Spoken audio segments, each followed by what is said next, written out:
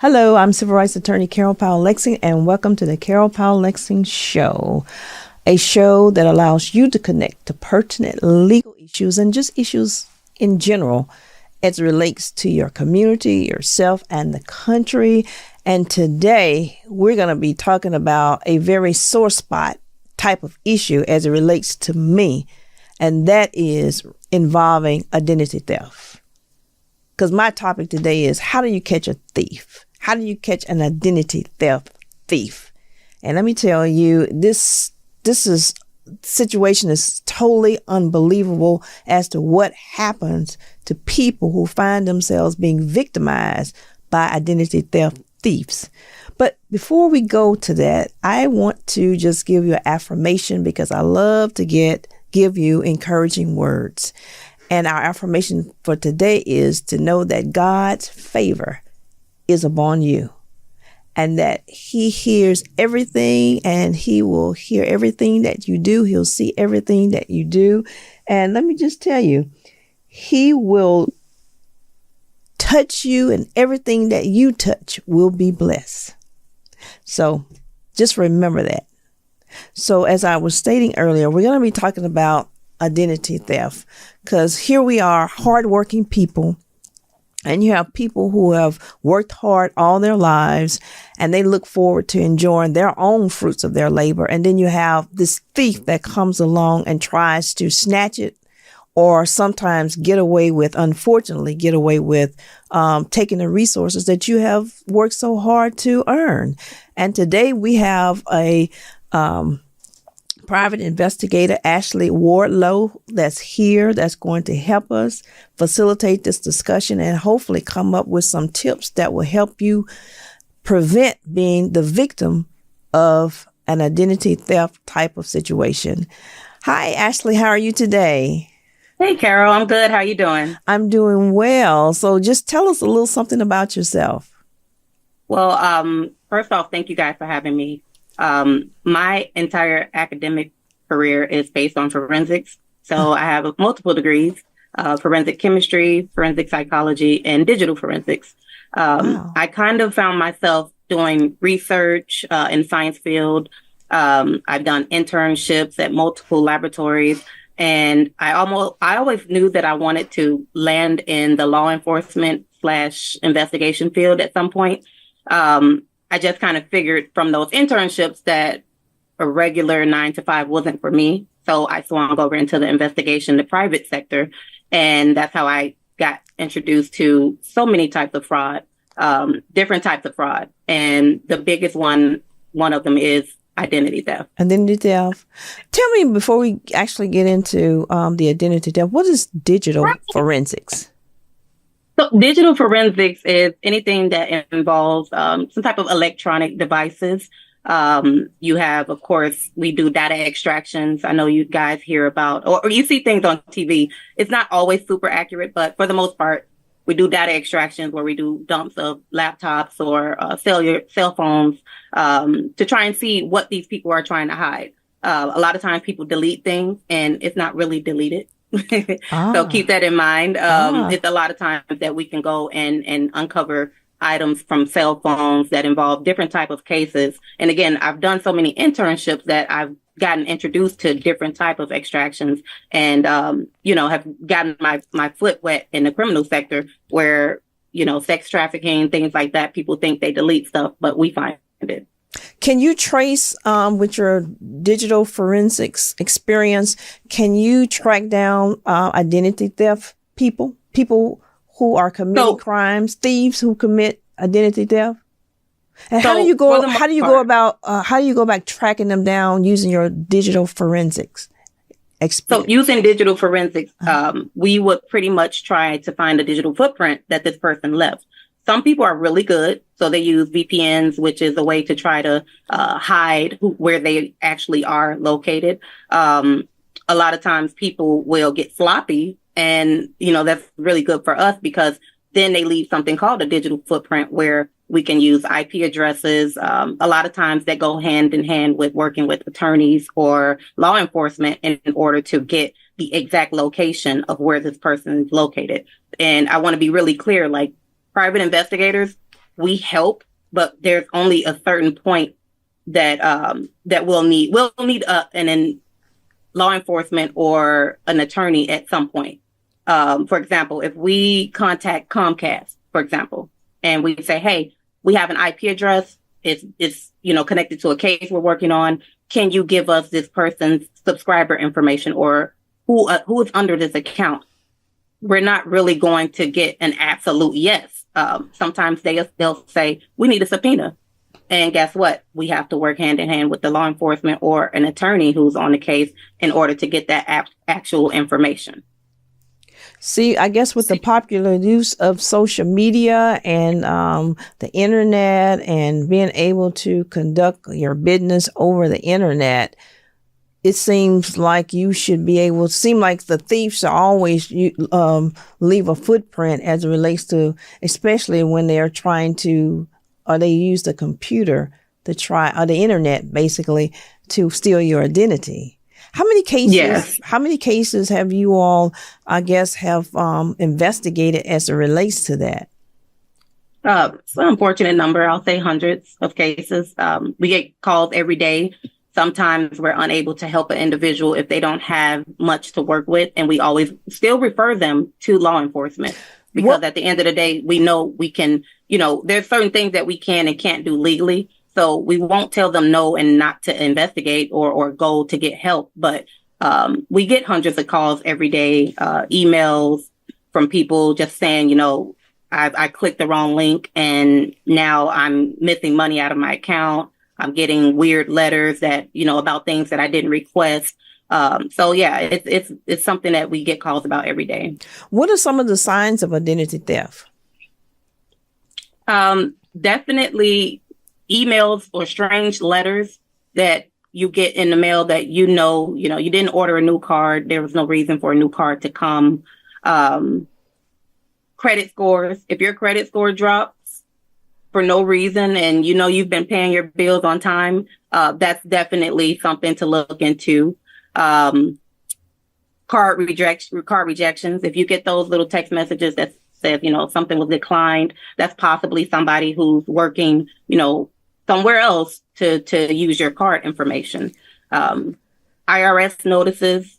IRS is really big. If there's a large amount of money moving and, Uncle Sam is like, I want a piece of that, then they're going to send you a letter. And when you get that letter, you're like, wait a minute, I don't even know what this is or where this came from. So that's definitely a sign. Employment issues, you can't get a job because they're saying there's something on your background that you had no idea about. And, of course, any type of notices of criminal activity. If you get those fraud letters from your bank or from any place that you may have a loan from, that's something to look into. I always tell people, once you get these letters, those could also be fraudulent too. So I personally like to go into a bank. I like to go in and show face and say, hey, this is what I received.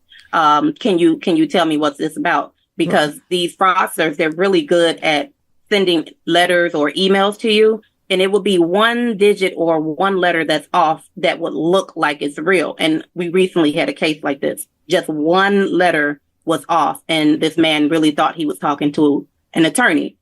And if you really look at it, you'll see that, this is missing one letter. So definitely, if you get those letters, don't be so, willing to call the number that's on there. I would say go into the bank or to the establishment. Right. And you have some thieves that are very bold, they have gotten really very brave or shall I say bold as it relates to stealing a person's identity. They have gone so far as to put their names on your bank account. You look at your bank account, somebody else's name is on there. They put their names on your credit card. They've even changed, sometimes they even change your address where your credit card or your information has to go. So we're talking about an age, we're in this type of age now where you just have to you have to check everything that we do as it relates to your finances, because there's someone out there that's lurking to try to steal what you have. And that's unfortunate. And oftentimes it seems like they prey on the elderly people, who are the most vulnerable people, who are victimized or victims of identity theft. And that's very sad here. That is true. That is Yeah. true. The elderly people are our biggest, clients when it comes to identity theft. Right. To be honest, and it is unfortunate because we know a lot of elderly people aren't savvy when it comes to computers or cell phones, and sometimes they're more willing to click links or believe what they're actually being presented when it's completely fake. Right. And that's very unfortunate. Have you had situations where, and I meant to kind of delve into a little more, but have you had a situation where that person tried to get, or that person has obtained a court order and basically presented themselves to the court as that other person's guardian and basically come and took over their life in that respect? Have you ever had any cases like that? I haven't had them personally. I have heard of them before. And it does involve an elderly person where, unfortunately, it's a family member or a friend of a family member who will come in and say, hey, I'm going to be assisting this person with all their decision making and things like that. And it's all, fake. It's absolutely fake. Right. That person does not have the elderly person best interest at heart. They're just trying to steal from them and make that elderly person a victim of identity theft. They just want to take over their assets and everything. I've seen a couple of cases like that, which is very unfortunate. I haven't handled any cases like that, but I've read about them and I've seen, and it's just unbelievable because in this day and time, people are basically doing everything. So you have to try to secure yourself the best way you can with your resources. A lot of times people think of identity theft as a credit card. Somebody stole my credit card. But identity theft goes way beyond that in this day and time. You have people literally taking on a person's identity. I saw that about a couple of months ago. I read a story where they actually went in and they basically had murdered this elderly gentleman and just took over his home, and when the mail come, they would get the mail as though they lived in his house, and they basically just took over this man's life, and no one knew that he was, that he had been murdered. Because they had murdered him and buried him in the basement of his home. And I mean, when people think of identity theft, they don't think of identity theft to those extremes, but those are the types of things that are now going on. And if we want to go back and talk about identity theft as it relates to the computer, some thief is sitting up right now using their computer to steal a person's finances from their bank account. And what really bothers me the most is when they do that, it takes them 3 seconds to go in there and put themselves on a person's bank account or transfer money from their bank account. And when you go to talk to the people at the bank, it takes an act of Congress for the victims to try to fix what the thief has done. So that's true. So how do you all normally handle that? Well, first off, I would like to say that you're absolutely right. A lot of people think it's all about credit cards when it's not. I would say that a lot of times people aren't aware of how to deal with specific situations, right? Or what they can do to prevent it as well. You give me 1 second. I'm trying to get. I know you guys can edit this, but. Can you go back to the question? No, we were talking about, when people sit up and they use they get on the computer and, for instance, they take out a loan in a person's name. Well, you're going to get some type of communication that a loan has been taken out or a notice that something has been taken out in your name.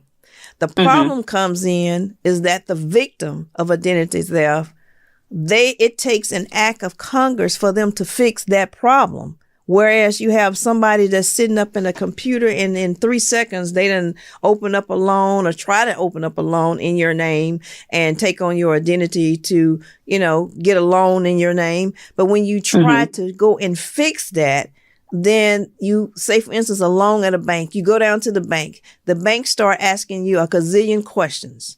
It's like you are now put on blast for you trying to rectify what a criminal has just done to you. You're trying to go in there and you're trying to say, listen, I didn't do this. I didn't take out a loan. Well, sometimes the people who works at the banks, and I'm not just picking on a bank, but I'm just saying a bank because from personal experience, this is what happens to me. They go in there, you go in the bank and you're trying to say, okay, I've been a victim of identity theft. I did not take out this loan. They're asking you, okay, do you have this information? They'll take you through the ringer with you trying to fix it, whereas they have allowed the thief to sit up on a computer and in 3 seconds open up a loan. You see what I'm saying? Yeah. Yes. So, let me say this. It's just like we go to work every day. These thieves, this is their job too. So they make a living out of getting up every morning or every night in their bat cave or wherever they do it. And they are on that computer, working hard, just like they're working a regular job to steal your information. And it is very discouraging when that happens and you go to, let's say the bank or whatever establishment it is. And you say, hey, this is what happened to me. I didn't open this account. How can we fix this? It seems like they almost put you off as the perpetrator when you're not. Precisely. And it's almost like you're lying when you're not lying. And here you are having to become your own investigator to prove that you didn't do this. Right. And that's very unfortunate. That's a very unfortunate situation. Whereas, I guess when people initially, when you find out that you are a victim of identity theft, the first thing you need to do is probably get in contact with that establishment. Call the police, fill out a police report, yes, and report, notify your credit bureaus that you didn't do this, so it won't affect your credit rating. And I mean, there are a lot of steps that now you find yourself having to work, trying to protect your stuff that you have earned, your resources from a thief. And it seems like it just takes more time it's harassment. It's a burden on the victim to try to fix something that a person has set up on a computer in 3 seconds, basically try to wreck your life. So do you have a lot of cases in that respect? Yeah, absolutely. And when we get these calls, people are angry. A lot of them are hurt because they've lost so much, we're not even going to only say money. People are riding around in cars in someone else's name, living in homes in someone else's name, and, not fulfilling those obligations. And then it comes back on you. And that's when you get alerted. You say, wait a minute, I don't have a mortgage or I don't have a car note. And it's absolutely sad. But we do get these calls all the time. And we tell people, we first try to tell them what we can do to help, if there's anything that we can do. But the steps that you mentioned were true. Definitely filing a police report at your local police department, going to the Federal Trade Commission online, filing a complaint with them as well, and contacting your credit bureaus, letting them know what happened. And I always encourage people to put freezes on their credit accounts with all 3 bureaus, just in case someone tries to open something, it can get blocked. And you'll be notified that it was blocked. At that point, if I get an email right now and tells me that someone, tried to open an account and it was blocked, that's going to let me know my information's out there, possibly on the dark web, or someone possibly close to me have gotten my information and tried to open an account. So you can get a fraud alert I know you can on your credit cards and then on your bank accounts also, where you'll be notified if someone has gone out there and is trying to basically take out loans or steal your money from your account. I tell you what really makes me upset is, and I'm happy that the banks will refund you your money. I'm happy that your credit card people will basically refund you or go back and put your credit back right. But what really angers me about this is that, yeah, we're doing all this and this is great, but you have not caught the thief. It's like, it just seems like it's so hard and a lot of law enforcement agencies don't think that that's a priority. They're not going to put all their resources in trying to catch thieves based upon identity theft. And that's sad because when a person has been victimized in that respect, it poses a burden upon them. It's harassment. It's a lot of, it's chaos. You're talking about being overwhelmed. Overwhelmed is an understatement as it relates to when a person is a victim of identity theft. So yeah, it's good that the banks are making restitution and doing what they're supposed to do, but the emphasis should be on catching the crook so that crook will stop doing that. Catching the thief so the thief can be put behind bars. And we know that all 50 states, of course, they have identity theft laws, but how many of these laws are being utilized? How many of these laws are being enforced? Very few. Absolutely. Very few. To the point where when you have a thief or a person that has basically committed identity theft, that person knows that. And you mentioned earlier about the dark web. Explain to us what that means. Well, the dark web, it's dark as it sounds. That's exactly what it is. Right. It's like giving underground someone access. I'm sorry? Underground? Yes. It's virtual, and it's kind of like, underground web where people can go to purchase or steal information from people. It could be something as simple as an email address all the way up to a social security number. So you got people out there that's buying your information? Buying your information and selling it to steal from you. So the thief is selling your information to another thief who then in turn steals from you after the first thief steals from you. And normally we're not talking about, sometimes it's not just one person. We're talking about like sometimes it's what's the word? It's a chain of people. It's more than one person that's working in cahoots with each other to commit identity theft. And especially on the dark web where they are purchasing your information. And another problem would be is one thing about it, we can change your passcodes. We can do a lot of things to prevent identity theft, like changing passcodes and making sure you keep your information to yourself. But one thing we can't change, and that's your social security number. So when they get a hold of your social security number, it's like, okay, they can do whatever they want to do to people. So I'm just trying to get to some type of resolution, that people can use to help try to prevent themselves from being victims of identity theft. Well, the biggest thing I would say is going back to the social security number. That is what's required now to pretty much open almost any type of account. And that's connected to those credit bureaus. I would say put something called a temporary freeze, or you can do a permanent, but put a freeze on your credit bureau accounts. Okay, that's Experian, that's TransUnion, and Equifax. You can do this online. You can call them. I'm pretty sure they'll go through a process to verify who you are. But that's something that's very important because at this point, once that's frozen and someone tries to go online or into a place and open up an account, it's going to get blocked. And that person's going to say, hey, we can't open an account because we can't see your credit. And that should be a sign for you. Somebody's trying to, use your information. That's just the main thing I would suggest to do is put those freezes on your account, all three bureaus.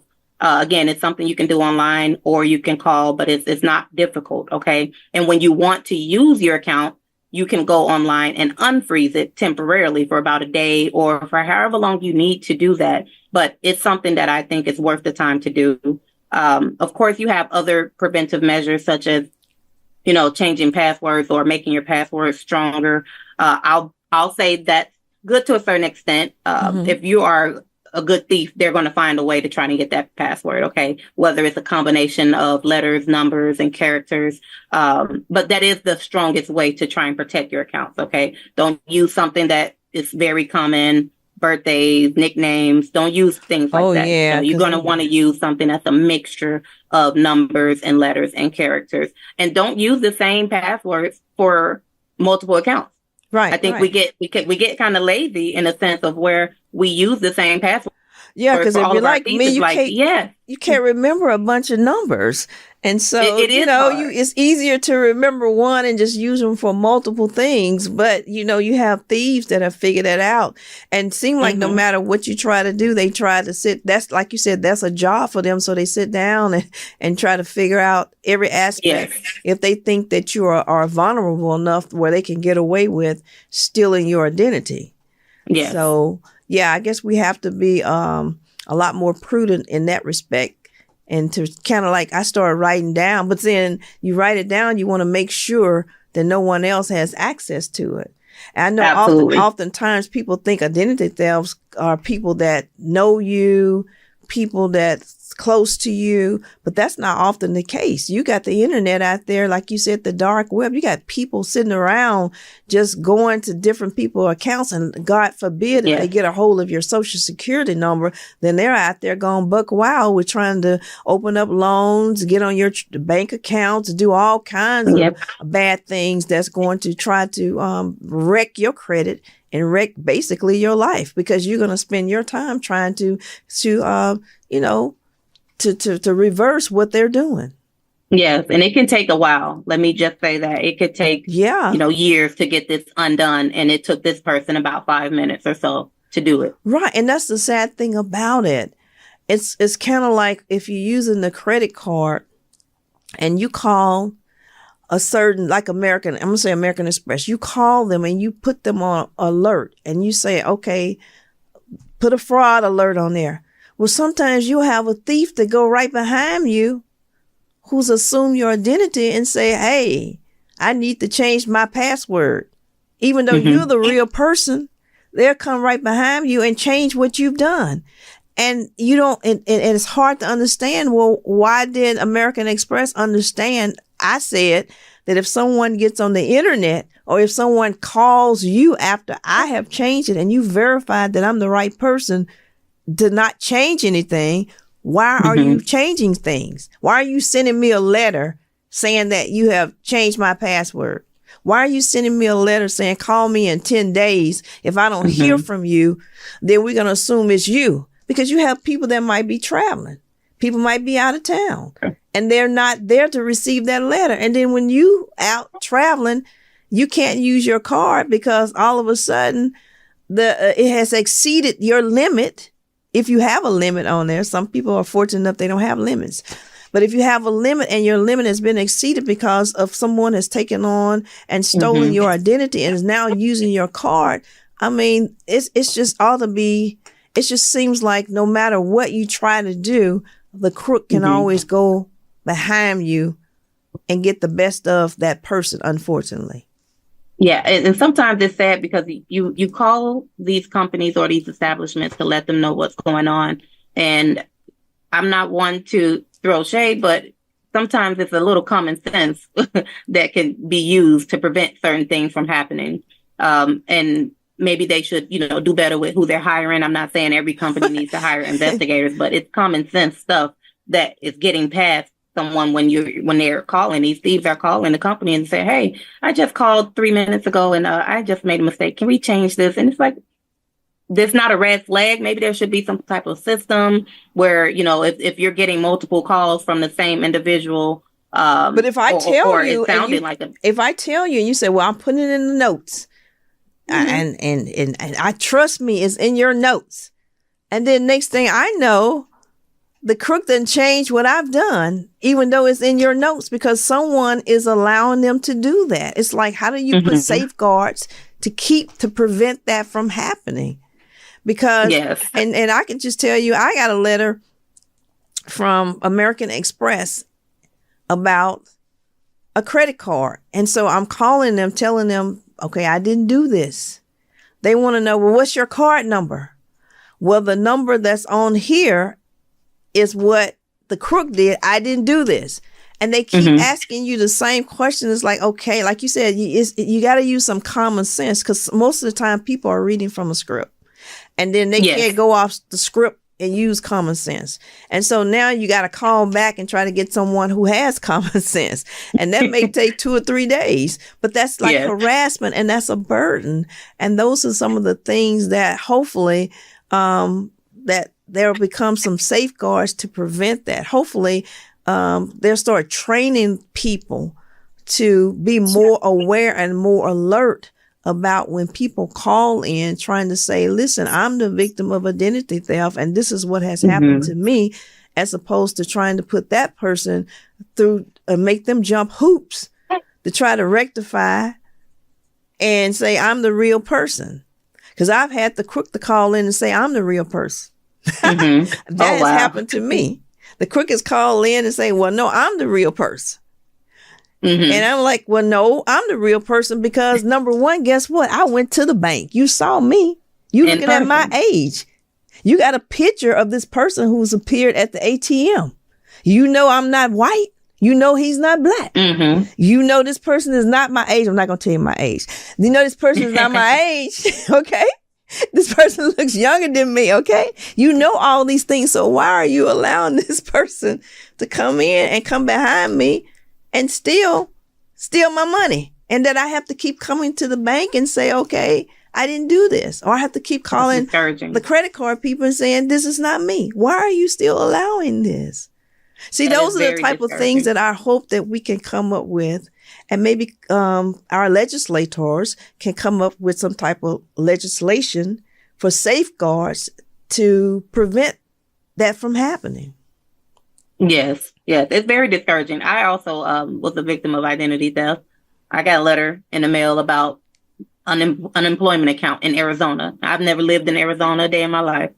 And here I was having to step away from my busy life to go and file these complaints, make phone calls. And what the person did, they used my real email address to send some type of notification to. And that's how I got the alert in the first place. But the thieves, sometimes they can mess up, because if it was a good thief, they would have used a fake email. Well, we're not going to, there's no such thing as a good thief. A thief is a thief. Yeah. A thief is a thief, and they will be caught. But I want to just go ahead and say there are 10 states with the most identity theft. And number one is Georgia. I thought it was California, but it says Georgia. Florida, Nevada, Connecticut, Delaware, Massachusetts, Texas, Pennsylvania, Illinois, and then California. But those are supposed to be the 10 most states where you have the most identity theft. Oh, wow. Well, Florida, Florida, that's where the private investigation company is based out of, where I'm the chief of operations. So, yes, we do get a lot, like I said, a lot of calls come in about identity theft. Right. Well, I wish we had more time, but I think we got to wrap it up. And this conversation has been very interesting. Thank you, Ms. Wardlow, for joining us here with your investigation company. It's Nathan's Investigation. That's correct. And that's out of Florida? That's based out of Florida. However, we are allowed to help clients from other states. It just really depends on the case aspect. So don't be shy. Give us a call. We're Google away. You can contact us online. Right. Well, thank you so much. Thank you.